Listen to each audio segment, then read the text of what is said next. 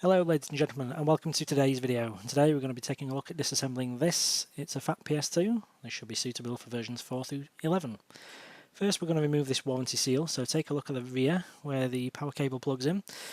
And I like to just drown it in IPA before I peel it up, and that just stops most of the sticky void stuff just sticking to the rear of the machine and being a bit of a pain to remove. So that encourages most of it to come away with the sticker, and then that leaves less residue to clean away.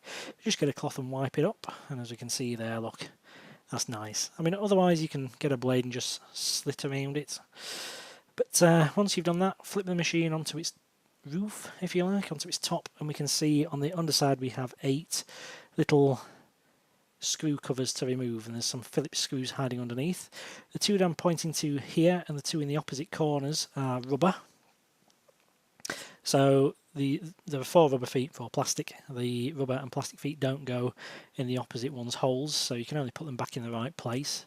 Now you can use a little flat-headed screwdriver, a little jeweler's one, or a fingernail. In my case here, I'm just going to use an ice-sesmo just to get underneath and just pull them up. And the nice thing about the ice-sesmo is they don't mark the plastic at all. So either that or your thumb fingernail will be preferential here if you don't want to mark the plastics, especially if you slip with them. These are quite nice just to get underneath and then just pop them out with a finger. And as you can see, there are the Phillips screws there underneath. There's 4 longer and 4 shorter ones. The 4 longer ones I'm removing now, so that's the first, and the one opposite. And then the 2 towards the centre of the picture are also longer ones, at the front and rear of the machine as you're looking at it there, in the centre of your picture, so those are the longer screws. The shorter ones there are the 4 on the left hand side of this image as you're looking at it. Now again, you won't be able to get the longer screws in the shorter holes and vice versa, so you shouldn't be able to go too far wrong when putting this thing back together. But as you can see here, that's one of the shorter ones, and you'll see one of the longer ones here. So only the bottom portion of the longer bolts is actually threaded. So 1, 2, 3, 4 are the shorter screws, and we're just going to remove those. Now they're the same Phillips head size, so you only need the 1 screwdriver, which is nice. And once you've done that, now then, I've got a magnetic end on this screwdriver, but I've got one that's been a bit stubborn. If that happens to you, just get a tweezer blade and pop it free. Now flip the machine over right side up, and we're going to remove the top of the shell. Now be careful with this. Just hinge it forward from the rear. As you can see, it's loose. So we're just going to lift it up at the rear and slide it forward over the front of the DVD drive tray. But don't remove it too far just yet. Just slide it forward. And the reason why, if we take a look at the other side in a second here, there's a ribbon that goes between the motherboard and the power and eject button assembly. So we need to be careful of that because that is really easily broken. If you just lift it away, you can break the cable. So just twist it round, and I'm just going to get the ice-sesmo back in here again now. You can see there's a little dot, a little pimple that the assembly clips onto. So just get the ice-sesmo in underneath between the assembly and the top of the case, and the thing just pops free. And now the top of the case can actually be removed. There's nothing else securing that. And the ribbon cable for now, just leave it on top of the DVD drive. Now looking at it right side up, we're just going to remove the paper sticker. Most of these have lost the sticky by now, especially if yours has been opened before, but this one's still got a bit of sticky on it. It's never been opened. And now we can just hinge this cable through the little recess on the side of the DVD drive just to remove it from the tray. Now there's 2 Phillips screws by the controller port, 1 and 2. Those are to be removed next. Same size head as the case screws, so again we can still use the same screwdriver. And just pop these to one side when you've removed them. And there's 2 more over by the fan and power jack assembly. Now the one by the fan is quite tight for space, so you might struggle with your electric screwdriver like I did. You might need to just get a slightly thinner one to get down behind there. So those are the same screws, so just pop them to one side. Now, if you haven't already, remove your expansion bay cover. Just pops out. And then the bottom half of the shell can be separated. So just put your hand in the expansion bay and then use your fingers just to pry down on the base. Lift the controller connector assembly 3. Just be mindful of the cable. And then the whole thing should just hinge towards the front and up and out of the base. The base can then be removed. Again, just be careful of that controller ribbon. You can disconnect it from the controller port side, but that connector seems to be a little bit brittle.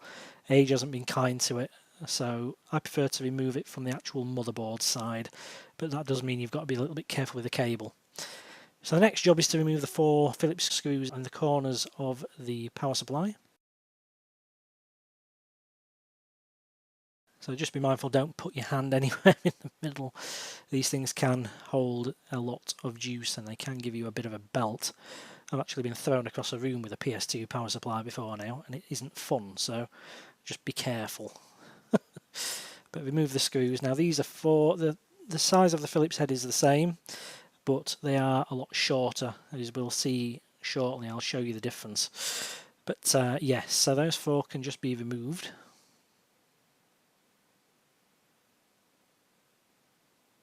And put to one side, and then we can free the power supply itself. So we're just going to get it front and rear on the right hand side, hold the machine and just give it a quick pull. It can be a little bit stiff. There's a connector, 4-prong connector there where my finger is, where I'm pointing at. That's where the connector is, so it can be a little bit stiff there. But then just roll it over, and then we've got the connector from the power jack assembly. Now there's a little clip on the opposite side of this, which you can't see where my finger is. Just pinch it, and then the whole thing should walk free. And that's the power supply loose. There it is. That can now be put to one side. And next, the expansion bay tray can just lift off. And then we have the plastic insulation sheet to stop the tray shorting against the power supply. And we're just going to get hold of this tang, lift it off the stand, lift it away from the standoff, and then just advance your fingers underneath. That will pop it free from underneath the USB slot, and then the whole thing can just lift away. Okay, so next is this fan power jack assembly, and this paper sticker again probably lost its sticky if your machine's been apart before now, but this one hadn't. This one was still fully sealed. So, you know, if yours does sort of break or it's lost its sticky, then what you can do is just get like a bit of insulation tape, just tack this wire back down. But my sticker's still in one piece, so I'm going to preserve mine as much as I can. Just pop it to one side. Once that's free, you can remove the connector for the fan. Don't pull on the wire. It's quite sensitive these days, so just get a pair of tweezers and just flick the connector out. That way you don't run the risk of damaging the wires. But once you've done that, you can just lift the chassis up and remove the fan assembly. Okay, once you've done that, there's one more Phillips screw to remove from the rear, hiding underneath that assembly. There it is. So this is one of the longer ones, like the joypad connector. So just remove it, and then you can flip the machine back upside down again. That's one of the shorter screws from the power supply, so you can see the fairly big difference there. So there's 2 screws there for the expansion bay. Those are different, but the other 7 are all the same shorter, smaller silver screw. So the silver shorter ones, the 7 there, will go back in any order, but the 2 closest to the expansion bay connector are brass. They're a different colour, so make sure those go back in the expansion bay.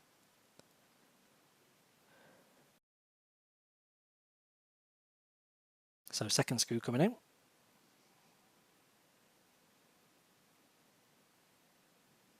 Third screw. Again, you'll need a small screwdriver, something like a jeweler's screwdriver for this. Now this is the first of the expansion bay screws, first of the 2. So this one, and the one to the left of it that I'm removing now.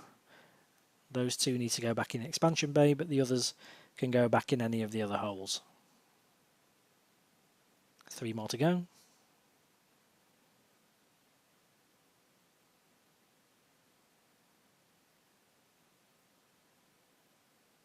Two.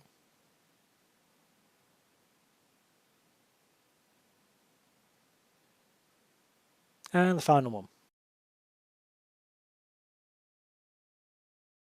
So once you've done that, you have this clip here on the front of the DVD drive holding the lower half of the motherboard tray.